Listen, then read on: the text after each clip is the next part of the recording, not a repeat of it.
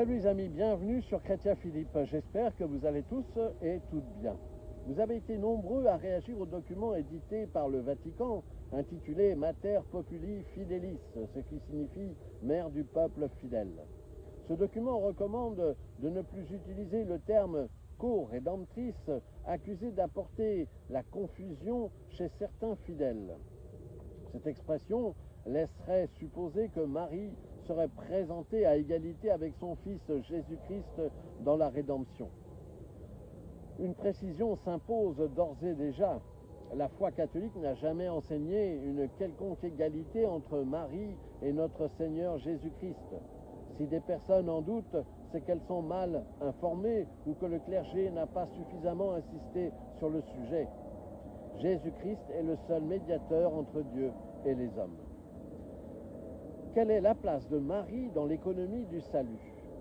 Co-rédemptrice ne signifie nullement à la place de Jésus ou à égalité avec Jésus, mais avec Jésus. Marie n'est-elle que la mère du peuple fidèle comme caractérisée par le document du Vatican?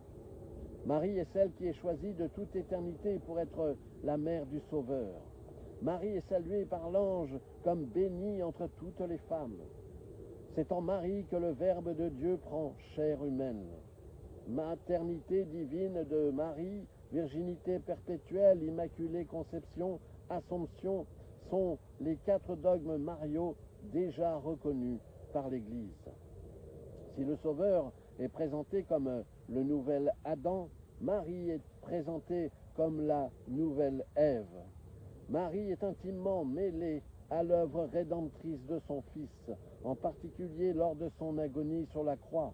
Marie s'y associe intimement. Marie ne se substitue nullement à son Fils, elle est au contraire le premier maillon entre son Fils et les hommes.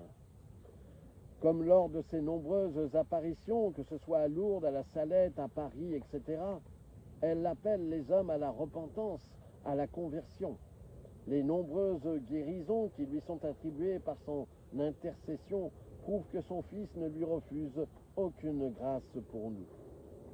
Alors est-il crédible de destituer, dégrader, réfuter le titre de co-rédemptrice pour un pseudo-risque de confusion, d'incompréhension? Ceci justifie-t-il de déchoir Marie d'un titre que de nombreux saints et papes ont officialisé, validé et confirmé? D'autres carences doctrinales sur d'autres thèmes de la foi catholique justifieraient-elles la suppression de l'article de foi? À ceux qui prétendent que c'est l'Esprit Saint qui en a décidé ainsi, que penser de tous les saints et prédécesseurs du pape actuel? N'étaient-ils pas eux aussi inspirés par l'Esprit Saint? Alors, l'Esprit Saint se contredirait-il que non? En conclusion, cette négation du titre de co-rédemptrice ne fait qu'apporter plus de confusion. À cela s'ajoute la division entre les fidèles et les moqueries. On ne supprime pas un titre par complaisance, voire sous la contrainte œcuménique. La foi catholique n'a pas à se soumettre aux contingences et exigences du monde contemporain. Alors Marie co-rédemptrice, priez pour nous. Voilà, j'espère que ces quelques instants passés en compagnie de Marie co-rédemptrice vous ont été profitables. N'hésitez pas à vous abonner, à partager cette vidéo.